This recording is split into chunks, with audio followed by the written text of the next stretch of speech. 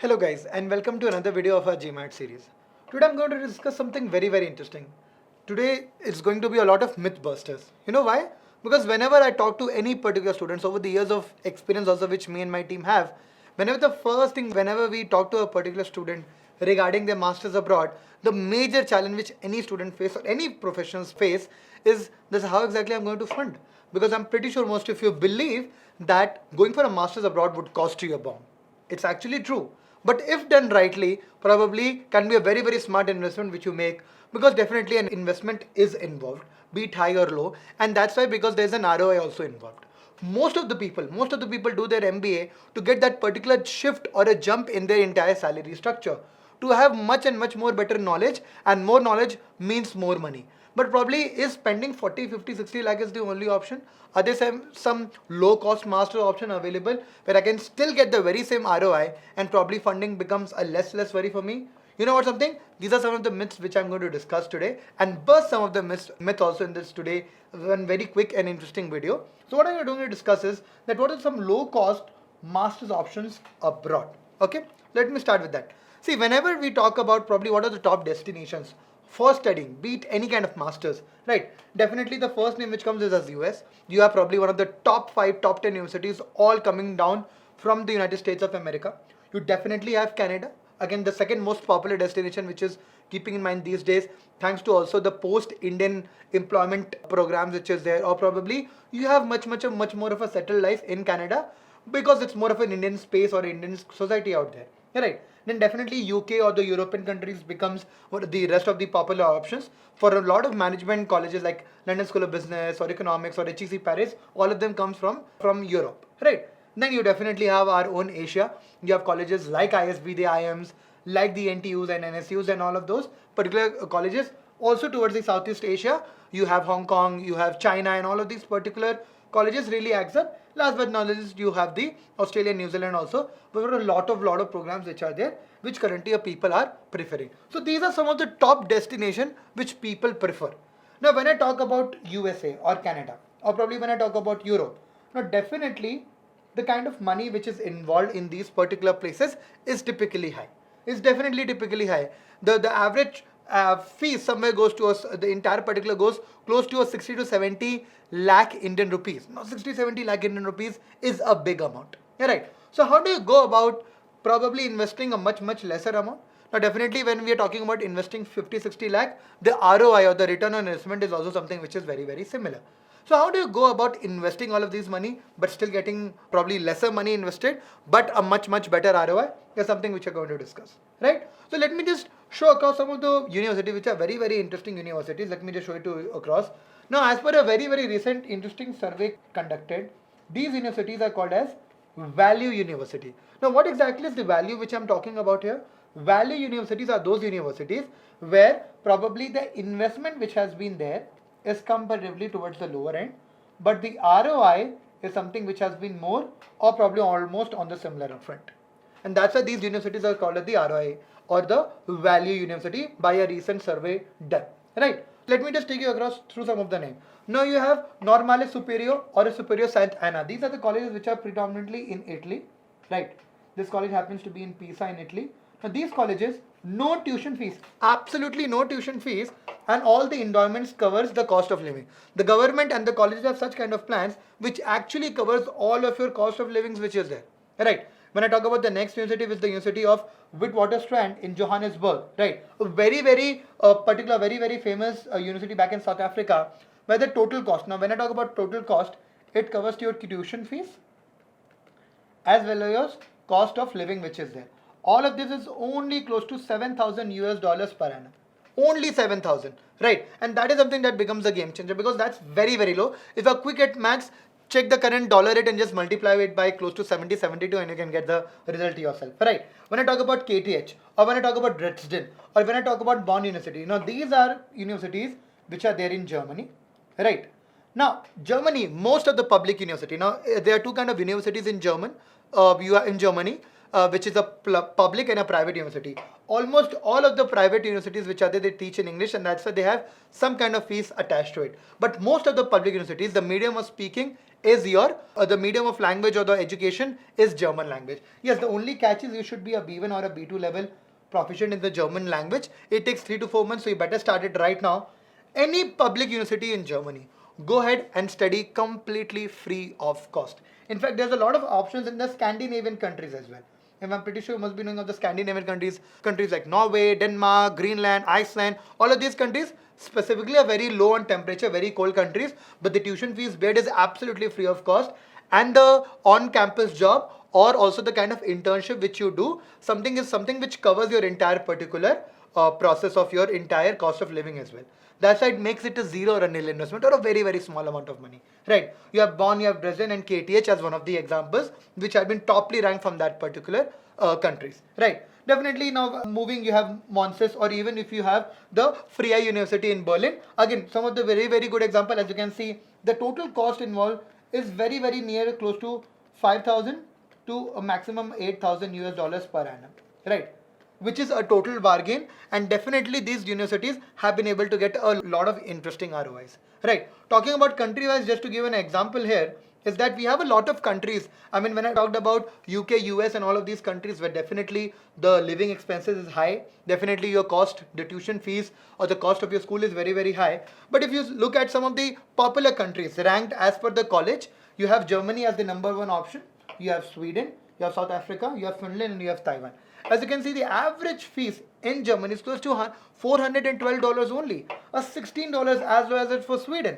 You have 348 for South Africa, only $109 for Finland, and $3,000 for Taiwan. Right? Definitely, as you can see, that these countries, be it Finland, be it Sweden, or be it Germany, typically moves towards the European part of the country, European part of the world.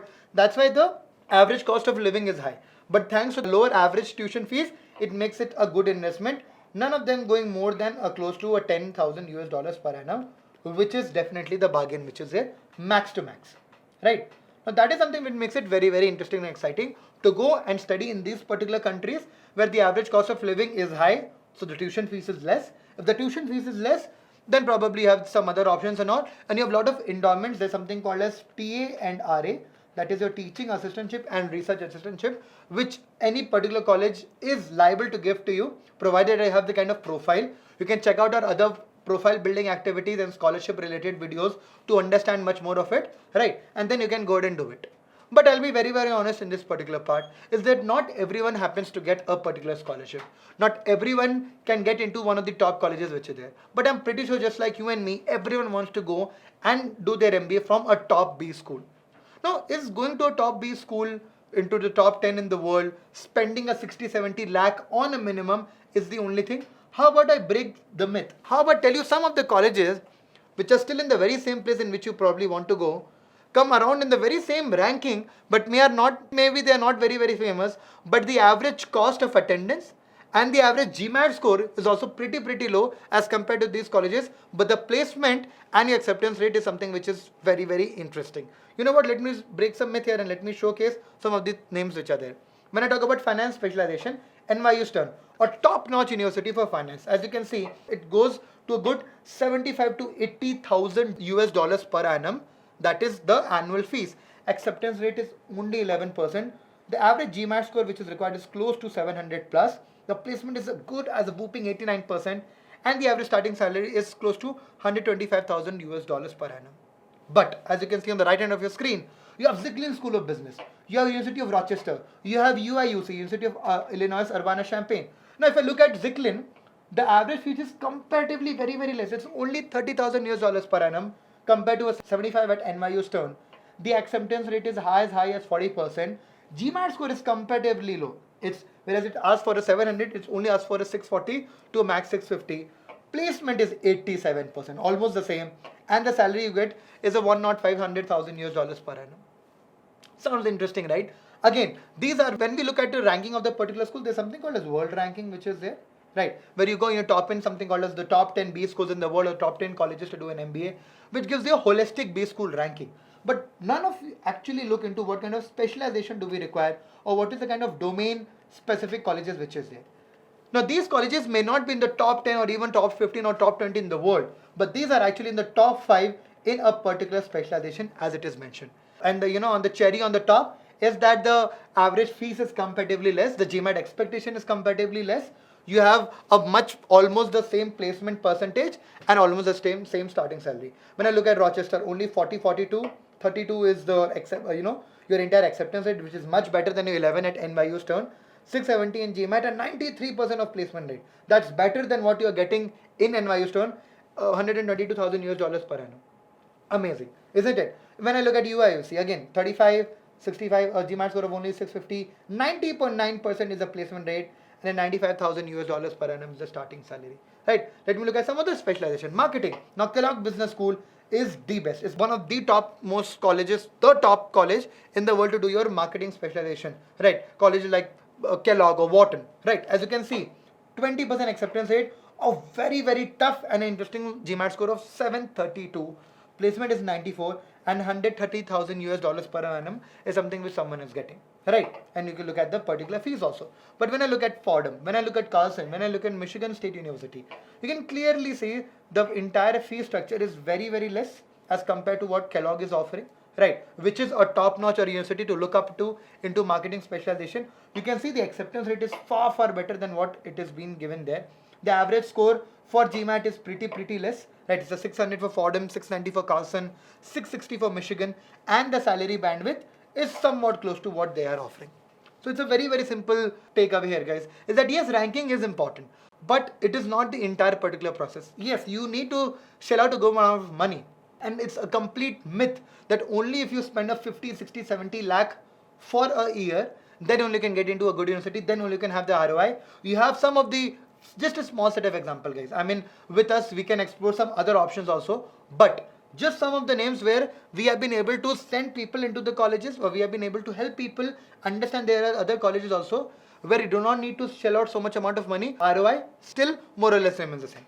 When I look into operations, logistics or supply chain management, right? A very, very interesting option these days. Wharton is again a numero uno college or a number one university in that. 75,000 US dollars per year. You see only a 9%, that's a single digit acceptance rate. 730, a good, interesting 730 score in GMAT, but has a whooping percentage of placement of a 94%, 135,000 US dollars per annum as a starting salary. But when I look at Purdue, when I look at University of Alabama, or when I look at Pennsylvania State University, right, only 42,000 US dollars per annum. Acceptance rate varies 9 and varies 59, as you can see in the example, right? Or GMAT score of 635, whereas the placement rate is absolutely the same at Purdue, it's 94% and 125,000 US dollars per annum is the starting salary. When I look at Alabama, 29K, 53.6 is the acceptance. GMAT score is 640 only, 88% of the placement rate, and a 70,000 US dollars per annum as a salary. It's the starting salary. Again, when I look at UPenn or the Pennsylvania State University, it doesn't change much, right? So again, as I told you, just that you go into top college, then only you can get the ROI. Sorry, that's not everything, right? Again, just to give you another example, MIT Sloan, again, one of the top most college in the world, 12% of acceptance rate, 68 to 70,000 US dollars per annum is the fees, whereas a good score of 730 is required, a 90.9 and a salary of 125,000 US dollars per annum. But when I look at UT Dallas, or when I look at University of Arizona, or when I look at Temple University, Fox School of Business, right, 30,000 US dollars per annum, 53, 42. You see, fees are comparatively very, very less. Acceptance rate is as high as 30, 39 to even a 40%, right? The GMAT scores are pretty less as compared to 730 required for MIT. You can see the placement rate 84, 88 and a 93 at Temple, right? And when you talk about salary, 116, 90,000 and a 75,000 US dollars per annum. So guys, yes, investment, as high the investment, the greater the ROI is, I completely believe, right? But there are certain options which if you do your school selection very precisely, if you actually build about your profile correctly, and if you actually do a good amount of research, and that's why we have always specified that school research or the college research becomes a very, very important deal breaker. So if you've actually gone ahead and spent some significant amount of time, or if you have taken a significant help or a professional help, talking to people have helped students worldwide, talking to students have helped people get into such kind of schools, you would actually understand they can actually go on from spending money or, rather than MBA costing you a bomb, it becomes a very, very good, interesting, smart investment for you, and you can actually go on and you can get the similar kind of ROI which is required. Fine. So that's what. Yeah. So that's my video for the myth busters here. Understand is that ranking is not everything. There are various countries where various colleges which can actually cost you as low as 7,000 rupees, 7,000 US dollars itself. And there are certain colleges which in the very same state, in the very same country would actually cost you lesser than that, but the ROI remains still same and the acceptance rate is less along with the GMAT score. So guys, just keep these colleges in mind and make sure that you talk to a particular professional, you take up a professional help when it comes to school research and your school selection. Thank you.